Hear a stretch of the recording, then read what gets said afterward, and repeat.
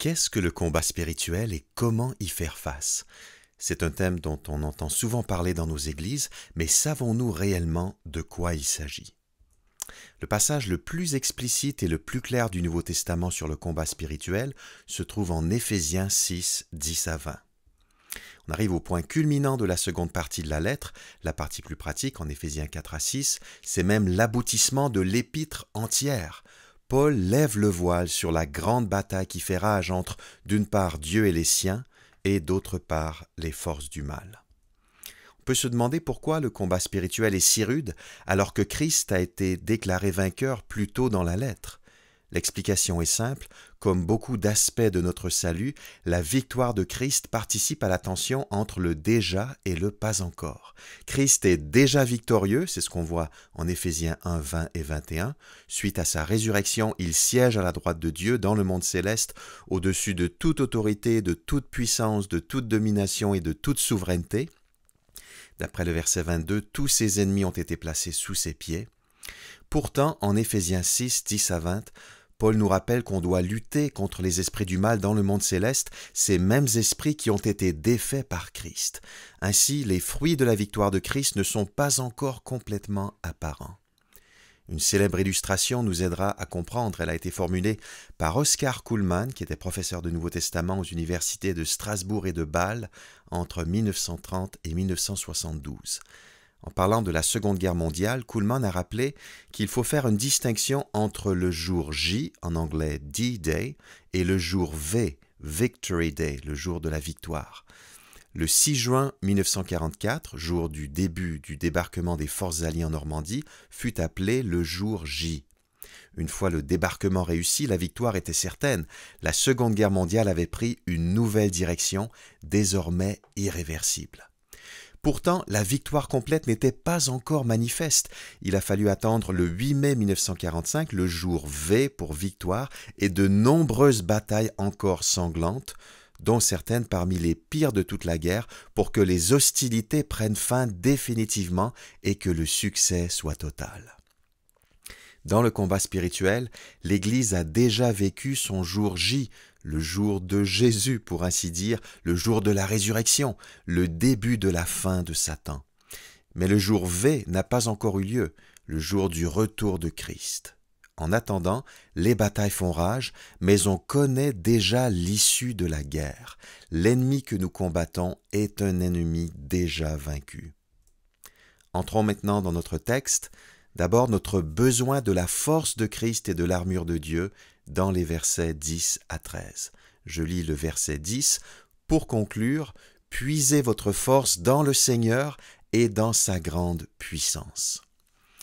Dans notre faiblesse, on se tourne vers le Seigneur Jésus, et c'est en lui qu'on puise notre force, on s'appuie sur sa grande puissance. Cette dernière expression rappelle les mots employés en Éphésiens 1, 19. Dans ce texte, Paul prie que les chrétiens comprennent quelle est l'extraordinaire grandeur de la puissance que Dieu met en œuvre en leur faveur. Et c'est précisément cette puissance que Dieu a déployée dans toute sa force en ressuscitant Christ et en l'élevant à sa droite.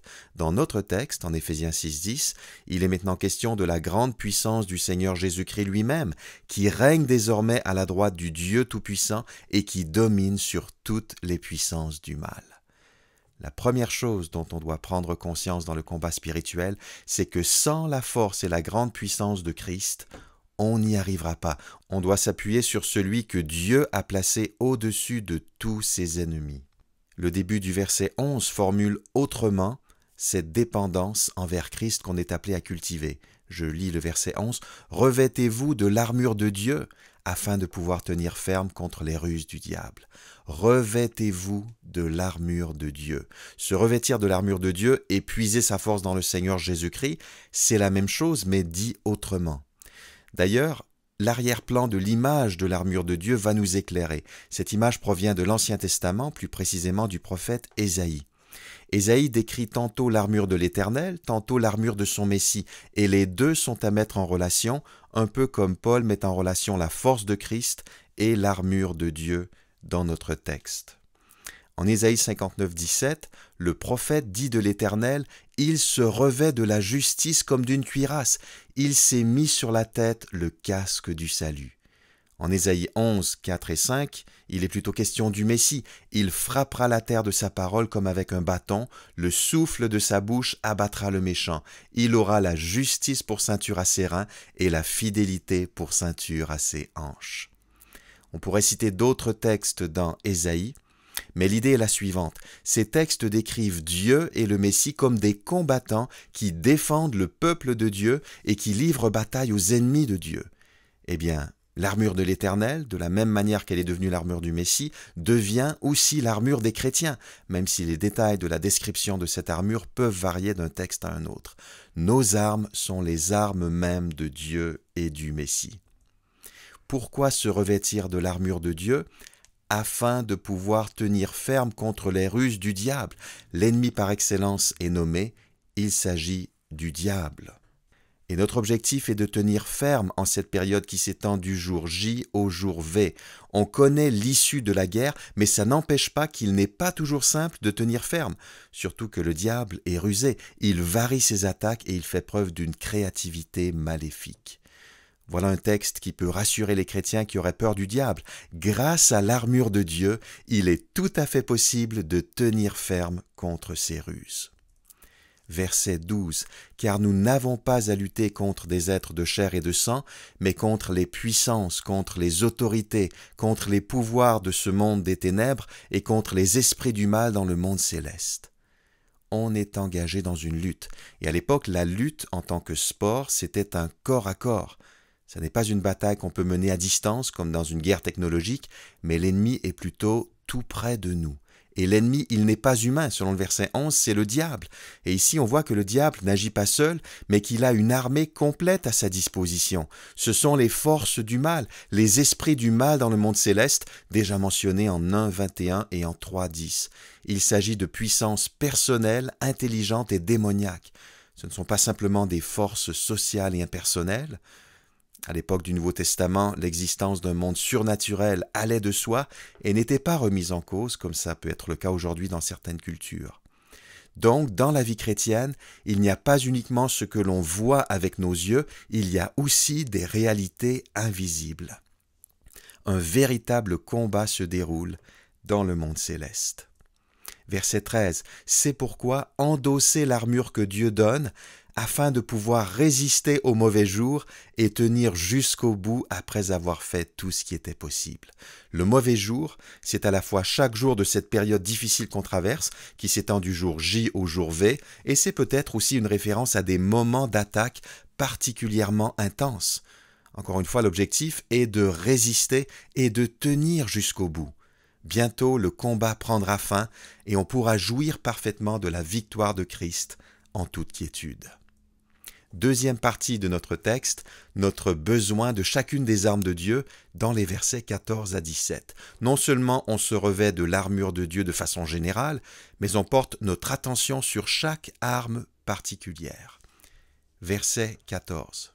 « Tenez donc ferme, ayez autour de la taille la vérité pour ceinture et revêtez-vous de la droiture en guise de cuirasse. » La vérité qui sert de ceinture, c'est la vérité de l'Évangile, de la bonne nouvelle de Jésus-Christ. Il était question de ce message de vérité en Éphésiens 1,13. Notre première arme, c'est notre attachement à l'Évangile, au message du salut en Jésus-Christ. La droiture ou la justice, en guise de cuirasse, c'est une manière d'agir et de vivre qui correspond aux normes de Dieu. C'est une justice pratique ou éthique, et non pas ici une référence à notre justification en Christ. Quand on marche droitement, on inflige, sans s'en rendre compte, des coups puissants à l'ennemi qui recule. Verset 15. « Ayez pour chaussure à vos pieds la disponibilité à servir l'évangile de la paix. » Paul s'appuie sur Ésaïe 52, 7, qui dit « Comme il est beau de voir sur les montagnes les pas du messager d'une bonne nouvelle, qui annonce la paix, qui parle de bonheur et qui annonce le salut, qui dit à Sion, ton Dieu règne. » Ce messager annonce à Jérusalem la bonne nouvelle du règne de Dieu, un message de consolation qu'on trouve aussi en Ésaïe 40, 9 à 11. En Éphésiens, l'Évangile est aussi une bonne nouvelle de paix. car c'est cette bonne nouvelle qui permet la réconciliation des hommes avec Dieu et la réconciliation des différents peuples entre eux, comme on l'a vu en Éphésiens 2, 11 à 22. En tant que chrétiens, on est les messagers de cette bonne nouvelle et on fait tout pour le progrès de cet évangile. On veut que la paix se répande. Verset 16. En toutes circonstances, saisissez-vous de la foi comme d'un bouclier avec lequel vous pourrez éteindre toutes les flèches enflammées du diable. Concrètement, on s'approprie les promesses de Dieu par la foi. Ce que Dieu nous a promis, on le médite et on l'accepte, quelles que soient les circonstances de notre parcours. C'est alors que les flèches enflammées du diable sont stoppées, puisque notre foi nous sert de bouclier, un bouclier trempé dans l'eau, comme il y en avait à l'époque, pour éteindre les flèches enflammées. Encore 2 armes, verset 17. Prenez le salut pour casque et l'épée de l'esprit, c'est-à-dire la parole de Dieu. Le casque du salut, c'est une allusion à Ésaïe 59, 17. Notre salut, il est déjà accompli, comme on l'a vu à maintes reprises en Éphésiens, mais on a la responsabilité de vivre à la lumière de ce salut, de chercher à mieux le comprendre et en jouir davantage. Voilà une protection indispensable, le repos dans le salut de Jésus-Christ. Quant à l'épée de l'esprit, c'est la seule arme qui peut être offensive, c'est la parole de Dieu dont l'esprit garantit l'efficacité, d'où l'expression l'épée de l'esprit. Quand on déclare la parole de Dieu, et notamment sa parole de salut, on manie une arme puissante à laquelle l'ennemi ne peut résister.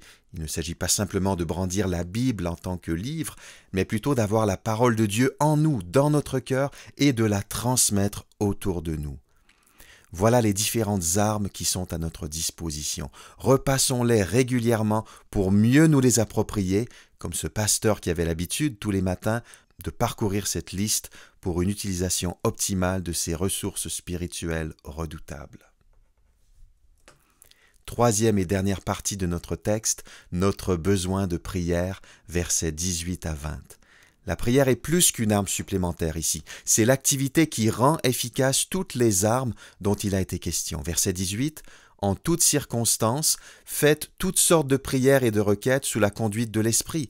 Faites-le avec vigilance et constance et intercédez pour tous les membres du peuple saint. C'est l'Esprit qui nous guide dans la prière. Voilà un domaine précis dans lequel Paul nous exhorte à faire preuve de vigilance et de constance, car la tentation du relâchement est forte, même quand la bataille spirituelle fait rage. Paul envisage une vie de prière riche et vaste, en toutes circonstances, toutes sortes de prières et de requêtes, pour tous les membres du peuple saint.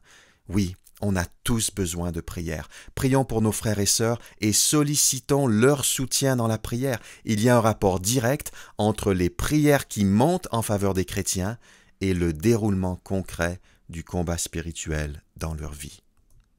Paul en savait quelque chose et c'est la raison pour laquelle dans les versets 19 et 20, il implore ses lecteurs de prier pour lui. Intercéder, verset 19, en particulier pour moi, demandez à Dieu de me donner quand je parle les mots que je dois dire pour annoncer avec assurance le secret que révèle l'Évangile.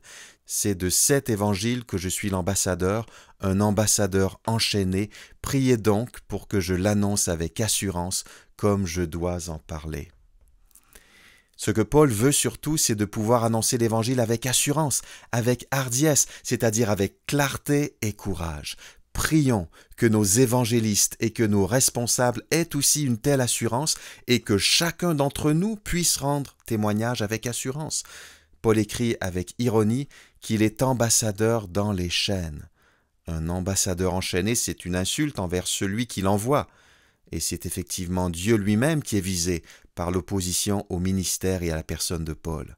Mais en même temps, Dieu est glorifié par le fait que Paul accepte joyeusement les souffrances qui accompagnent son ministère et qu'il choisit de continuer de proclamer avec assurance le message qui lui a été confié. Quel est le message central de notre texte? Revêtons-nous de l'armure de Dieu, car le combat est plus rude que nous le pensons, mais nos armes sont plus puissantes que nous l'imaginons. Souvent, on en vient même à oublier qu'on est en plein combat.